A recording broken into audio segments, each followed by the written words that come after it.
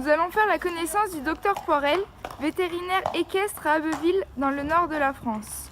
Elle nous a donné rendez-vous au centre équestre d'Abbeville, où elle exerce très régulièrement son activité.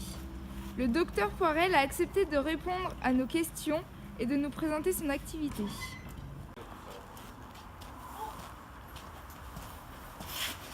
Bonjour docteur, pouvez-vous nous présenter votre activité professionnelle ?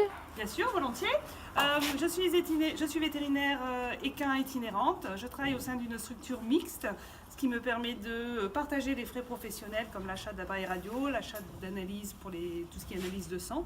Mais je suis essentiellement sur la route à visiter les propriétaires de chevaux, les centres équestres ou les grosses écuries. Quel acte pratiquez-vous ? Je dirais que 50% de mon activité, c'est essentiellement du suivi d'écurie avec des plans de prévention, vaccination, vermifugation, des soins dentaires annuels. J'interviens ensuite sur le suivi du cheval athlète, le cheval sportif, en faisant des soins de mésothérapie, d'infiltration, de choses comme ça qui permettent de faire évoluer la carrière du cheval. 30% de l'activité sont essentiellement la gestion des urgences, coliques, plaies en tout genre, cheval emphysémateux. Le souci des urgences, c'est qu'on est amené à faire beaucoup de routes et d'intervenir assez rapidement. Vous arrive-t-il parfois de ne pas pouvoir intervenir ? Sur les urgences ? Oui. Ça peut arriver. Quand on a de la chance, l'urgence tombe pas loin de là où on travaille et puis on peut intervenir assez rapidement. Quand l'urgence tombe assez loin, les gens peuvent comprendre qu'on ne peut pas se libérer tout de suite. Et c'est pour ça que je travaille avec une clinique qui s'appelle le Moulin des Cales, qui est située à 45 minutes de route. Et les gens maintenant, les propriétaires de chevaux, véhiculent assez facilement leurs chevaux dans les vents. Ils sont souvent équipés. Et il n'est pas anormal que je les envoie en clinique si l'urgence soit devant. Et les 20% de l'activité restante, en quoi consiste-t-elle ? Quelques suivis de juments à la reproduction pendant la saison de monte, quelques visites d'achat, c'est ce que je vais faire aujourd'hui sur cette jument, et des activités sur les hippodromes, des activités de contrôle sur les hippodromes. J'imagine que vous passez pas mal de temps sur la route ? Cela dépend des jours, des fois le hasard fait bien les choses et les urgences tombent proches du lieu où j'exerce, et parfois il m'arrive effectivement de faire 40 km pour aller voir le prochain cheval. Pourquoi avez-vous choisi véto itinérant plutôt que vétérinaire en clinique ou vétérinaire canin ? J'ai toujours aimé le contact du cheval, ce qui me permet au quotidien d'être en contact avec cette espèce. J'aimais aussi pendant mes études la chirurgie des petits animaux. J'ai préféré faire itinérant en équine. Alors la clinique m'aurait aussi beaucoup plu. Ce qui m'a fait un petit peu peur, c'est les frais de fonctionnement. C'est pour ça que je ne suis pas partie en clinique, mais pourquoi pas un jour. Vous nous expliquer en quoi consiste un examen clinique de base ? Oui, pas de souci. Éventuellement, je vais la faire sur cette jument. Je vous explique au fur et à mesure que je pratique l'examen, si ça vous va. Ça me va, parfait. Alors, idéalement, c'est bien d'aller voir les muqueuses du cheval, qui doivent être de couleur plutôt rosée, pas trop congestionnées. Les muqueuses oculaires et les muqueuses buccales. Aller voir un petit peu en percussion les sinus. Éventuellement, un examen de la bouche du cheval, pas toujours facile. Il existe un appareil qui s'appelle le padane pour ouvrir la bouche du cheval de façon plus facilement. Là cette jument-là nécessite un soin dentaire, ce qu'on sent ici sur le bout de doigt des petits cure-dents. Il faudra que j'en parle à son propriétaire. Hop, la perméabilité des jugulaires. La palpation des corps vertébraux cervicales, en même temps des petites masses musculaires, voir s'il n'y a pas de raideur. Un petit pli de peau pour voir la déshydratation. Un examen, une auscultation cardiaque.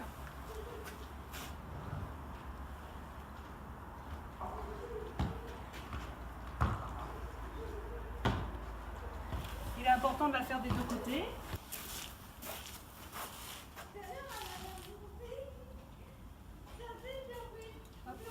Puis ensuite l'auscultation pulmonaire. Alors il faut savoir que le poumon est un organe qui est très étendu chez le cheval, très profond. Et l'auscultation pulmonaire, comme je la fais là, on n'a vraiment que les bruits pulmonaires très superficiels. Donc on peut améliorer cette auscultation en faisant ce qu'on appelle le test du sac. On met un sac autour des naseaux du cheval, ce qui permet d'amplifier ses mouvements respiratoires et d'avoir une auscultation un petit peu plus profonde. On peut continuer par les palpations du dos.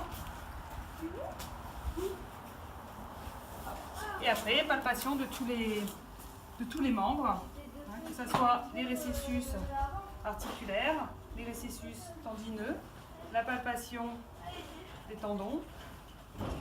Hop. Ce qui est important chez le cheval, c'est vraiment de sentir tout ce qui est déformation, mais aussi chaleur anormale.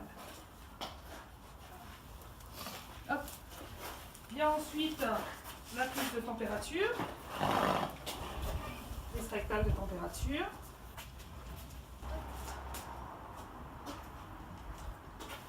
Là, nous avons une jument qui présente une température rectale de 37,5, c'est complètement normal. Et voilà, bien faire le tour de tous les membres. Alors ici, vous êtes dans notre petit laboratoire où on peut faire à peu près toutes les analyses de sang, au moins celles de base.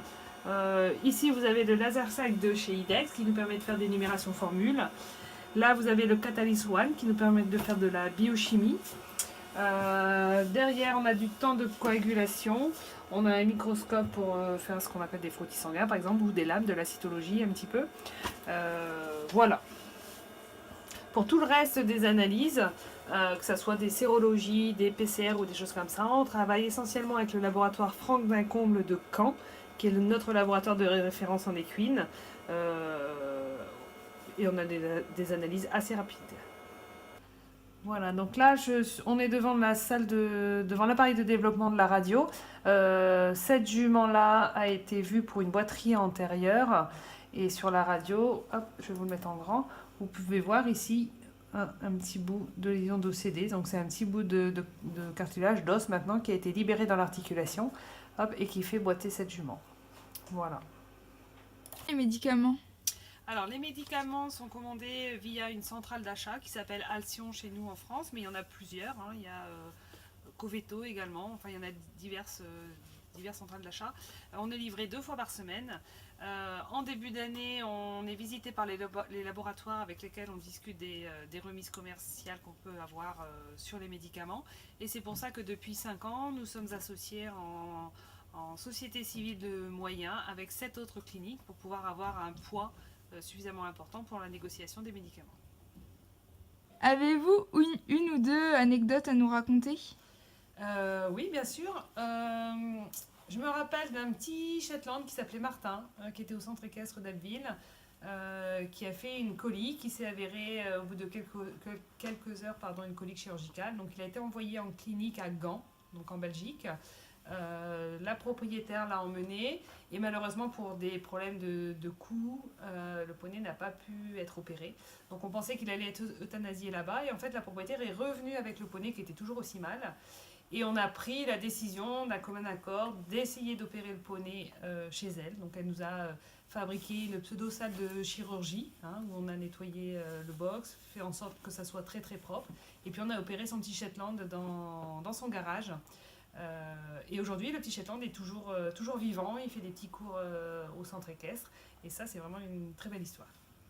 C'est une belle anecdote. Une note Alors, une autre anecdote, oui, peut-être un peu plus triste. C'est l'intervention qui a eu lieu sur la 16, donc autoroute A16, impliquant un camion et une remorque tractée dans lequel étaient transportés 16 chevaux. Donc le camion s'est renversé à la remorque. J'ai été appelée par les pompiers pour assurer le sauvetage des chevaux. Ça a été assez traumatisant. Je crois que j'ai cauchemardé pendant une dizaine de jours en entendant les cris des chevaux dans les camions. 8 chevaux ont été sauvés, 8 ont dû être euthanasiés ou sont morts dans l'accident. Donc c'était un grave accident. Et ce que je retiens de cette histoire, c'est surtout la mobilisation et le professionnalisme de tous les hommes de tous les hommes de secours, je parle des pompiers surtout, et tous les hommes de chevaux du coin qui nous ont vraiment aidés à gérer la situation, à accueillir les chevaux qui étaient à suturer, les chevaux qui étaient en soins. Et vraiment ça c'est assez traumatisant dans la carrière d'un vétérinaire. Waouh, impressionnant. Pour conclure, pouvez-vous nous donner les qualités pour être un bon vétérinaire équin, les avantages et les inconvénients du métier ?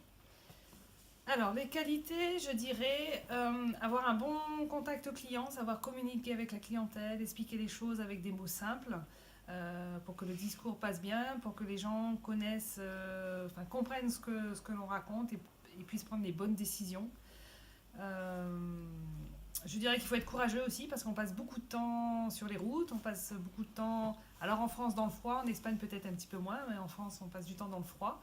Les inconvénients, je dirais surtout les urgences à gérer au quotidien, c'est pas toujours facile. Les urgences à gérer la nuit, ça il faut un vrai service de garde organisé parce que c'est assez épuisant. Je dirais après, c'est un métier, il faut vraiment aimer ce métier pour le faire avec plaisir et je pense que c'est ça qui fait tout. Un mot d'encouragement? Un mot d'encouragement, je pense que si vous êtes dans l'école vétérinaire, c'est que vraiment vous avez envie de devenir vétérinaire et nous sur le terrain on manque de vétérinaires donc on vous attend bien volontiers dans nos structures pour vous aider à apprendre et puis pourquoi pas vous faire travailler par la suite. Bon courage à vous.